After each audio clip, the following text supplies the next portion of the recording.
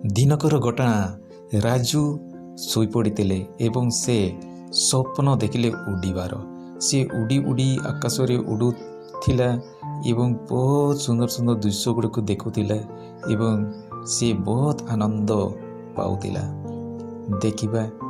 ଦେଖିବାର ତ ବହୁତ ଦେଖିଲା, କିନ୍ତୁ ସେ ମନେ ମନେ ଭାବିଲା ଉଠିକିରି ଯେତେବେଳେ ଦେଖିଲା କି ମୁଁ ବି ଉଡ଼ନ୍ତା କି, ସେ ଚାଲି ଚାଲି ଗୋଟିଏ ପାହାଡ଼ ନିକଟକୁ ଚାଲିଗଲା ଏବଂ ସେଇଠୁ ଡେଇଁ ପଡ଼ି ଉଡ଼ିବାର ଭାବିଲା।